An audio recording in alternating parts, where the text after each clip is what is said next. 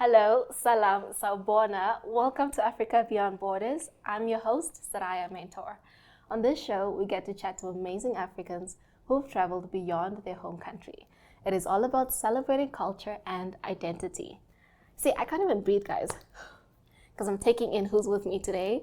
Today, we are joined by Melissa Muller, also known as Scarlet Gray, here to share her art and her passion for art. We're talking from martial arts to rapping to poetry to sharing just really what it means to take care of oneself and improve your mental health. How are you doing, Melissa? Hi, good morning. I'm good, thank you. Thank you so much for having me. Ooh, I'm actually kind of like nervous talking to you. I'm just like your experience and your stories. Like, as you guys can see, we have so many goodies to share with you guys.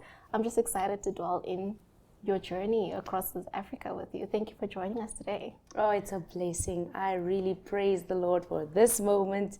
It is so good to meet you as well. You're such a beautiful soul. Oh. Okay, Mom, she said I'm a beautiful soul. Okay. So, Melissa, you come from a background where your family, you kind of connected to South Africa, Germany, New Zealand, your family is kind of across. So I found that very interesting, but I want to ask, what ethnicity do you come from? Okay, so I'm just a normal colored. Yeah. And I'm basically digging into my history also because my surname is the most common German surname. Muller. So Am I pronouncing it right? Yeah, I'm also like a Muller. Because Muller. the umlaut on the U. Yeah. So I'm also trying to, how does a person say this? But yeah, Melissa Muller. Yeah. Seeing, it's from my dad's side, my dad's dad. So I'm kind of digging in to see the history of who are my ancestors exactly. But both my mom and dad are colored. Okay. Yeah. Okay. Tell us a bit about your childhood. What was it like being Melissa at 3 years old, and where did this art come from? Wow, literally. Yeah. I have been a bubbly little girl all my life. And I started talking at 9 months. 9 months? Yeah, so the talking part, everybody that knows me, I talk a lot. You weren't talking, you were rapping at 9 months. Like, let's be real. Literally. So very bubbly, always Yeah. laughing, always smiling, very friendly with people. I wasn't like a shy baby. That's why my dad my parents enrolled me into Miss Universe in 1995 when it came to Namibia. Wow. So that was my first world platform. That's before I was even in school. I was on a world stage. Enroll, what do you mean enroll? Like in pageantry? Like literally, that was actually, my dad explained to me, there was a call out in the newspaper, the Namibian, for like a little sister. So because I was not shy and fluently speaking, my parents enrolled me. So I did an audition and then I got in. So I was the little sister to Miss New Zealand. Yeah. Okay, well Literally. that's where your portfolio kind of started from at 5 years old. Yeah. Oh, I love that so much. And yeah, so I was also put in school young. So I was 5 turning 6 in grade 1. And yeah, before grade 1, it was the Miss Universe pageant. So yeah, that was my first world stage. So you're someone who's very interested in art therapy as well, but also a hint of, like we said, art. Where does this start from? Like, what did you start with? So I'm gonna say, I started singing in church at 9 years old. I've always been writing and drawing since 6 years old.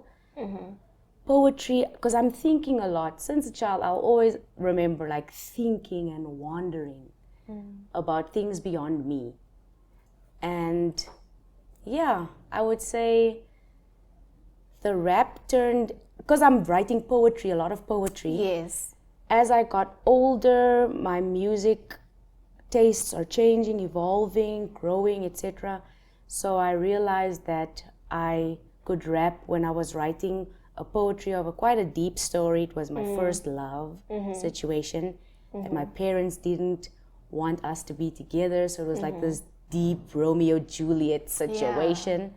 So I found myself writing that storyline to a beat, because I listened to rap a lot growing up, hip hop. And I had this instrumental on, it was just when MP3 CDs came out. So, you know, it's a CD with 100 and something songs. So the last track was the instrumental of Munis, I Got 5 on it. And that was playing, and I was writing it and saying the word, and I was like, wait a minute, I'm busy rapping. And from that moment, I was 14, I was a rapper. Oh my gosh. Yeah, so One and Only was my very first song, and that was for my first love. Shout out to Eugene. Shout out to Eugene. He's living in England now. In England now. You said that you have family basically across the world. How do you guys communicate with one another? Like, do you guys visit? Do you travel to them, or do they come to you? So my grandmother's sister, Auntie Doreen, we keep in contact regularly. She's in New Zealand. And we're like praying that we meet soon, me going that side, but she also comes when she can to Namibia. My mom recently moved to Canada. She's remarried, so she lives in Canada right now. Shout out to my mom and Jonathan. And my family in Cape Town, from my dad's side as well, and family in Durban, as well as Northern Cape, I think. That's from my mom's side. So I've got, Carl and Thomas, Auntie Doreen's children also, they're also scattered abroad. So family everywhere that I need to go and visit. Oh, nice. What are some typical things, right? Because I'm just assuming there's a viewer who doesn't know much about the colored culture. What are some quirky traits you guys have? Not quirky, but traits you guys have, rather. I would say, because that's actually a nice question. We're busy with that in visual arts. I'm a student at UNAM as well at the moment. So I would say we are very family oriented. The family is very connected and involved with one another. No matter how far. Yes, true story.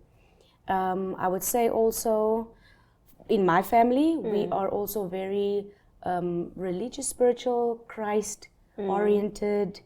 I'm a Seventh-day Adventist, maybe fifth generation.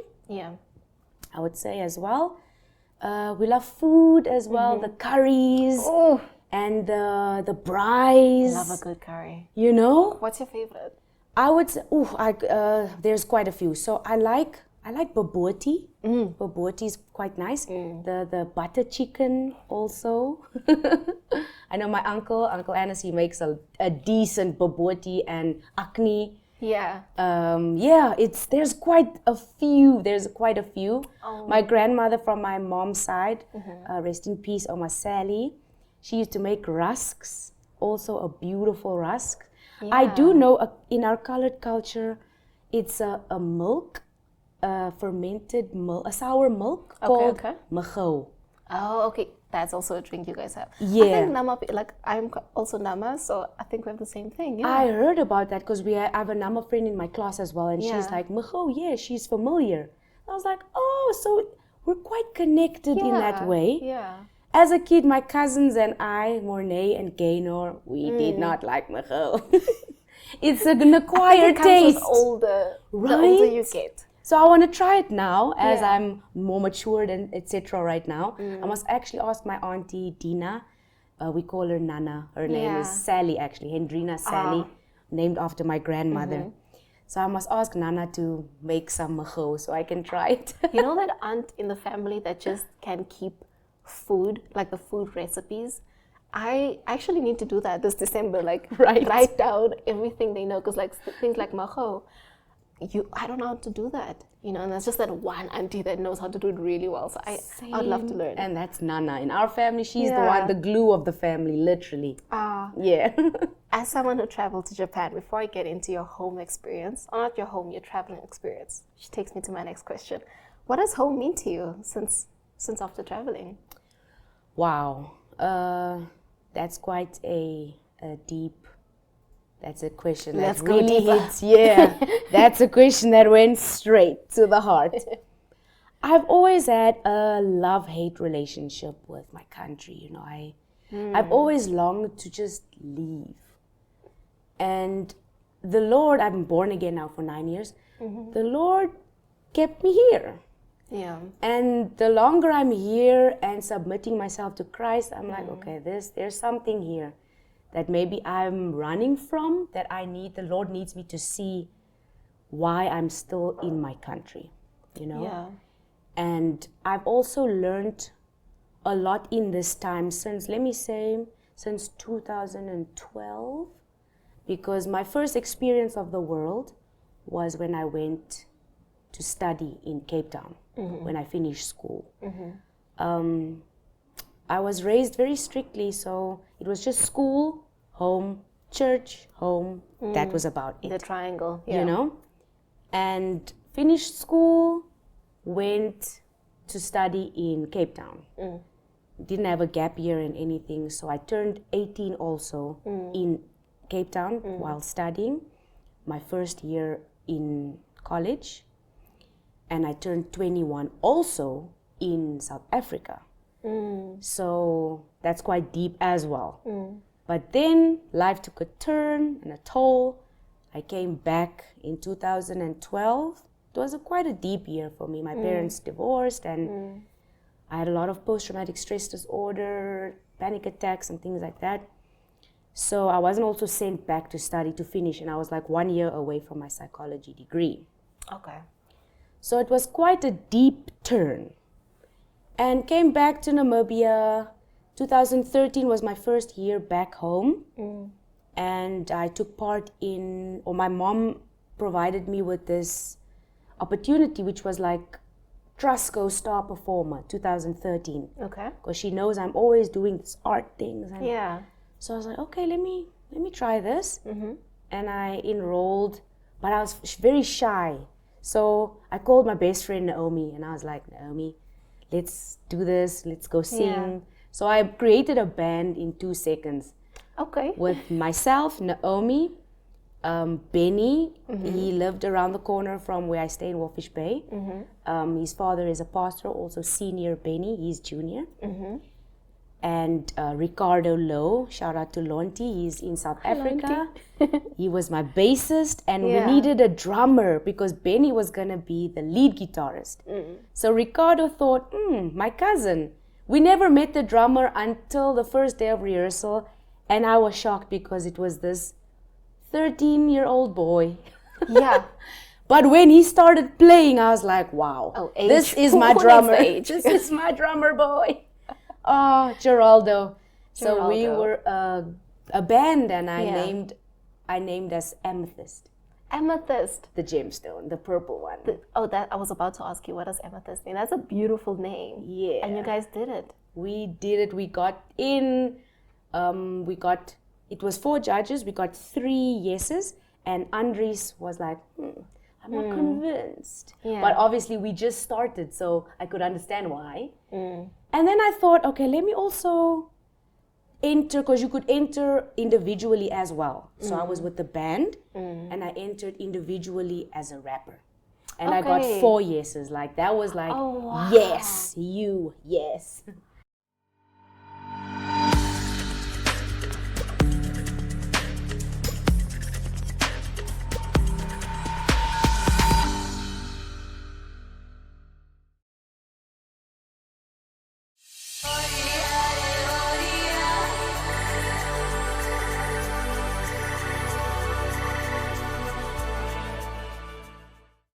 Welcome back to Africa Beyond Borders. On this show, we chat to amazing Africans who've traveled beyond their home countries. We celebrate culture and identity.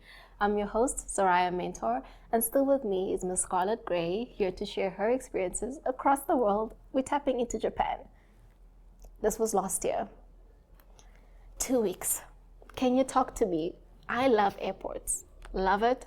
What was that like for you? Just landing there. It was the best experience of my life, the highlight of my life. Oh my, that's a bold statement. Let's go with that. Wow, literally, I have a top 3 things in life, right? Number one is obviously giving my life to Jesus Christ. Yeah. That's number one. Nothing will top that. Number two is Japan. Literally, straight up. It's Jesus in Japan. Yeah. And then there's still, the number three spot is still yet to be filled. Yeah. But it was amazing. I was so excited. I always knew in my soul that one day I will go to Japan. The Lord revealed it was last year. It was very, very, last year was a very deep year. 2025, it was a very deep year. I lost someone that was interwoven into my soul. Yeah. I'm sorry about that. Elaine Valette, aka Ali, that dude. It changed my life. So last year, and that was how my year started. That was January 25, 2025. My year started with that transition, the change.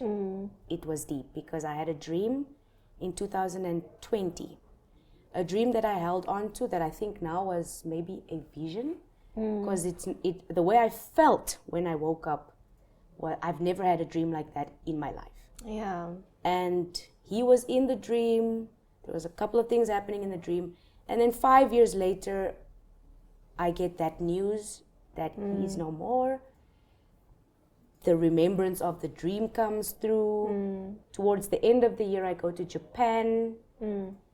And more of the dream comes to light. Okay. And stuff like that. So Japan was very, very intense. That 2 weeks, I enjoyed it fully. I met someone also that I really appreciate on TikTok. I know him from TikTok. Yeah. Shout out to Seiji Ogata. Oh, dude. He's a farmer, a shichitoi grass. He creates the mats, the tatami mats. Okay.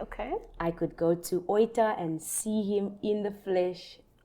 Shake his hand, like literally, you should ask him. I was like, oh my word, this is a blessing moment. Yeah. So yeah, but we're also still in contact. I just texted him this morning as well. He's like, good luck for the interview. Oh my gosh. Yes. So. Talking about, you mentioned food as a colored and your curries and what you love to do, from a kho to a good curry. Tell us what type of food you had in Japan. Ooh. Take me through. Guys, take me through. From the dumplings to the ramen. And because I don't eat pork, we had to journey through to a restaurant where the ramen doesn't have pork traces. Okay. We found a place like that. The ice creams, they've got such nice containers. Yes. The products, they are just, it's out of this world. The candies, there are these grape candies. They literally, how they make it looks like a grape. When you bite into it, it feels like a grape, but it's a candy. It's intense. Like the Doritos. Ooh, my favorite was Fanta melon. So a green kind of drink Fanta. Yes. That was my favorite. McDonald's Japan was also good. Yes. There were foods that I need to now, because I have to still do my travel journal about it. Everything is still in my suitcase. I got a Tamagotchi and all of that. Yeah.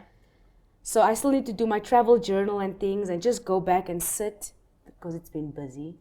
The journey. I mean, yes. You know? So I have to still get the names of all the foods and things. So guys, don't forget to look out the under construction page, TikTok and Instagram.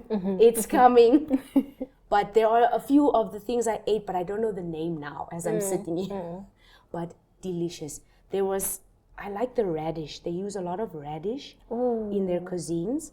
I don't think I ever had radish. It's nice. Wow. It's amazing. I also tried a rice bowl, and the miso soup is also it's a go-to. The rice and the miso soup are like staples on the plate. Yeah. The egg, the way they prepare their scrambled egg, the art is in the food as well, which is. Do you feel bad for eating it because it's so much effort that bro, literally, it's so cute. Oh. but the food was amazing, I must say. The snacks are amazing. Oh, there was a time that I went into the mountains. Okay. And like deep in the mountains, and there was this stream, like a spring. Water coming out of the mountain. Bro, I was like, I only see that on wallpapers. Bro. And you saw it. I didn't have a container.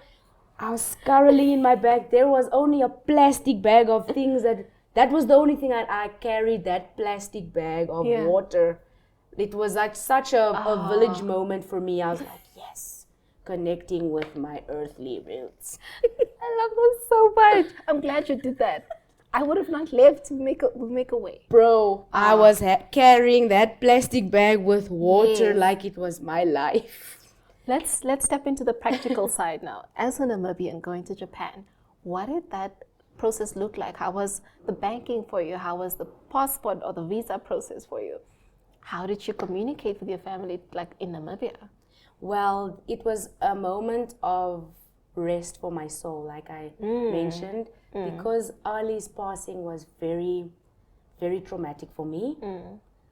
So when I went to Japan, I saw this as a healing, just a breakaway, and just be in my own space. So nobody knew I actually also went. Just the immediate people like, okay, tomorrow I'm going to Japan. Oh, what? That kind of thing. Okay. So, when I was that side, it was also just I arrived safe. I didn't post pictures and things like that. It was a very sacred moment for me. Oh, I to love just that. be in the moment, nothing for the gram, I severed it very, very consciously. Like a personal moment for myself, remembering Elaine, because he also loved Japanese culture. So it was a very personal, sacred moment. Yeah. Visa, everything, it was very swift also. I always had a feeling like, they're very strict and embassy things, but How was that? everything was swift. Like I said, I can only thank Jesus. And the more I rely on Christ and submit myself to Christ and trust Christ in the process, God, your will be done, things continue how they should without Swiftly. Swiftly. That's what I can say, Coming back home, what was something that you saw yourself change due to the influence in Japan? Wow, I didn't actually want to come back. I cried. I cried as if I was leaving my home to come to another place. Oh, That's deep. yeah. But I knew that, okay, one day, God willingly, I'll go back to Japan. And I took back also the fact that I was this brown girl in Japan. Obviously you stand out like a thumb, a sore thumb. Yeah. So you come back home and you're like, yeah, man, I represented my country proudly in Japan. You abide by the rules and so on and so forth. Because they're very, there's a meticulous way, you walk on the escalator on the left side so that people that are in a hurry know then go on the right. Walk. Yes. Namibia. It's, guys, wow. Namibia. It's amazing that side. And yeah, I've always been that sort of force in my country.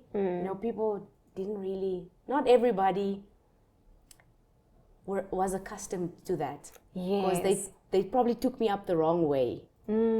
But I have a mindset of to make things more swifter and fluent, to flow like water. Yeah. Because, people didn't receive that well here in Namibia. Like, what? We have a distance to go. Talking about distance, from Japan, you rushed to, may I touch it? Yes, please. South Africa champions. Actually, this is your moment. Tell us about this experience.